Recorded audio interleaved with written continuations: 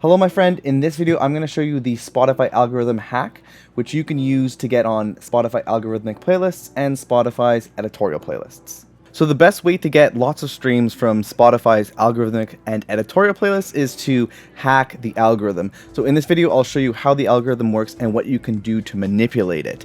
To hack the Spotify algorithm, you need to consistently send real targeted listeners to your music from multiple different sources, such as directly from your profile, from normal user playlists, and from more influential Spotify user playlists. However, the honest truth here is that there is no real hack in that sense of the word, and the best strategy to make the algorithm actually work for you is by learning how Spotify and its algorithm works, and then giving the algorithm what it wants. Only then will you be rewarded with an increase in new streams and listeners. And before I continue, as you can see here, I've also written an article on this topic, so if you would prefer to follow along, or if you simply prefer the written word format, simply Google Best Friends Club Spotify algorithm hack. So as Spotify gets more and more concerned with becoming a profitable business, they are taking fake or fraudulent streams more and more seriously. So this means that Spotify is not only taking away streams from songs that have what they think to be fraudulent streams on them, like those that you get from bots or click farms, which would be on some things like phony playlists, but they are even starting to completely remove these songs from their service altogether. And in addition to that, to keep their partnership in good standing with Spotify, some distributors, including DistroKid, may even drop you from their distribution service altogether if you get caught doing this. So if you've been trying to hack the Spotify algorithm by paying to get on playlists that are kind of too good to be true, or they definitely are using bots or click farms to artificially boost streams, it's a good time to cut that crap out. So then what is the legit way to hack the Spotify algorithm, you might be asking? The answer is that you need to get real listeners to stream your music. So obviously that's a lot easier said than done, so I'm going to dive into that a little deeper. Full disclosure, these are just the methods that I've been using, and I've used these methods and strategies to get on over 7 Spotify editorial playlists, and so far I've racked up over 3 million streams total from all that. And essentially the strategy all revolves around leveraging Facebook and Instagram ads to target potential fans who listen to similar music, artists, and genres to your music. So obviously whenever you do any kind of strategy like this, your results may vary, and to be completely honest, this is not an easy method by far. It takes a lot of hard work and effort on your part, so it's not for everyone. But with that said, this is how the strategy works. So by bringing over listeners who are likely to enjoy your music, you can expect your song to have a higher than normal save rate and repeat listen rate, which are a few of the signals that the Spotify algorithm is looking for when trying to find songs to recommend to its users. These targeted listeners are also more likely to follow your artist profile and then add that song to their own playlist. This lets you enjoy having your music being streamed by these listeners for a longer period of time, since it's in their playlist, and these new followers will be notified of future releases. And all of this altogether are very positive signals that are then sent back to the algorithm. Plus, the algorithm will then notice that you're getting an increase in streams from your direct profile and other user playlists. And on top of that, if you're lucky, your ads might hit a more influential Spotify user along the way, who then might add the song to their playlist. When the almighty algorithm notices a song that is worthy of recommending, it can start placing your song on algorithmic playlists like Release Radar, Discover Weekly, and other artists' radio playlists. Over time, you can actually manipulate the algorithm to create connections between your artist and popular artists of your choosing. So a stupid example here, but if you keep sending Justin Bieber fans over to your song and they are constantly saving, listening, and enjoying that song, the algorithm will notice that connection over time and start recommending your music to listeners of the Biebs. So like I said, this strategy is not easy or quick, and if it were, everybody would be doing it. Your first release probably won't pop off, which is why you need to adjust your music release strategy so that you're dropping a new song every 4 to 5 weeks, sometimes 6 weeks. By releasing music more frequently, you have more chances to trip the algorithm, but you also have more chances to build a relationship with the Spotify editors, since you're pitching the music each time. You gotta remember that they have access to all of this data too, so if they see your music continuously growing and you are consistently helping them do their job of maintaining playlists by giving them frequent music, you have a higher chance of them wanting to place your songs on their editorial playlists. So before continuing, I also wanted to let you know that I've packaged all of this information and more into a free course that I'm calling the 6 Secrets to Spotify Success. I go into a lot more detail than on this video, so if if you want to check it out. It's totally free and the link is in the description.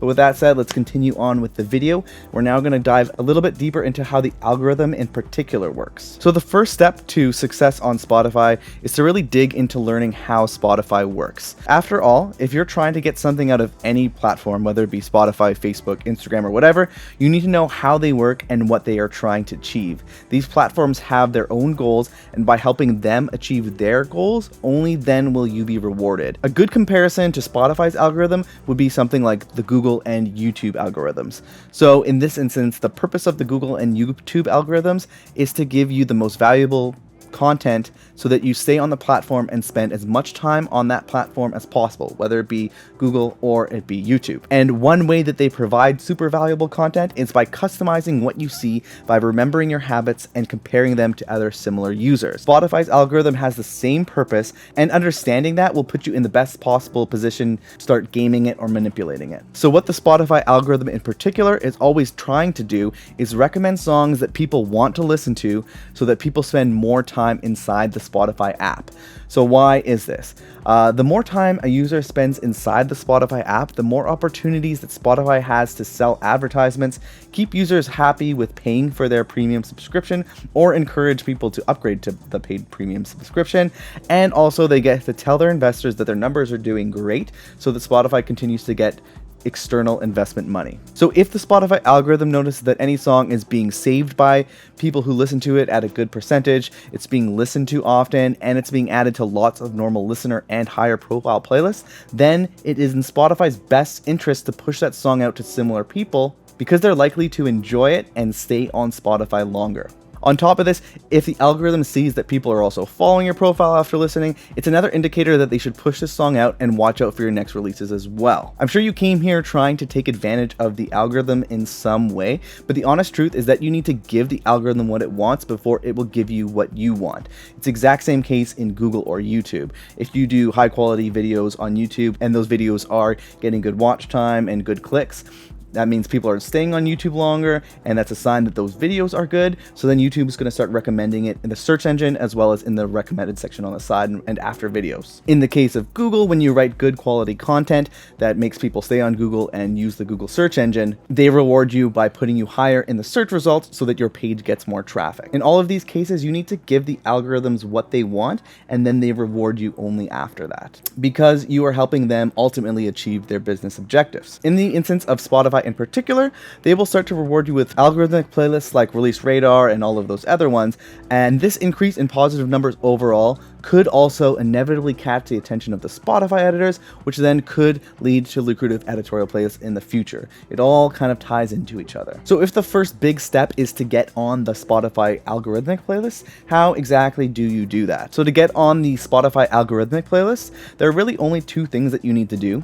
The first thing is to pitch the song to the Spotify editors at least 1 week prior to your release day in the Spotify for Artists dashboard. Pretty simple. And the second thing is to drive meaningful traffic, aka streams, to your new song within the first 2 to 3 weeks of your song's release. So when it comes to pitching your song, you mostly just want to make sure you select the most appropriate genres, moods, and instruments so that the song makes its way to the appropriate Spotify editor. In the case of driving meaningful traffic, you're going to want to pick a traffic source that you can afford and that can hit the specific numbers that the Spotify algorithm more or less is looking for. So this could be anything between pitching your song to playlists. It could be putting your song in your own playlist, as long as those playlists have a good amount of followers and active listeners. It could be some things like social media and PR and blogs, although that's kind of crap in my experience. And most importantly, the one that I'm using and having the most success with is Facebook and Instagram ads. And the main reason that I choose to use Facebook and Instagram ads is because you can scale up how much you're spending up or down depending on whatever suits your budget. You can also target highly specific people based on who they listen to, what genres they listen to, and all of this means that you can send a lot more targeted people over to your profile who are likely to enjoy the song, save the song, follow you, and all that good stuff. With playlists, you may only get added for a few days, and people might not actually be paying attention to who the artist is, so they'll just be listening kind of passively. But by driving people directly with ads over, it's a lot more of an active experience, and the chance of them taking action after that is a lot higher as well. So once you've sent your song through your distributor, it's on its way to Spotify, you've pitched it to the editors, and now it's release day and you are trying to bring people over to your song, you're going to want to keep track of a few key metrics that the Spotify algorithm may be looking for. So also, full disclosure, I wanted to let you know that this concept here I got from a YouTuber named Andrew Southworth. So full credit to him and link to him in my description. I should also mention that a lot of these things are not official Spotify data or numbers that you can try to hit to guarantee that you can get on an algorithmic or editorial playlist.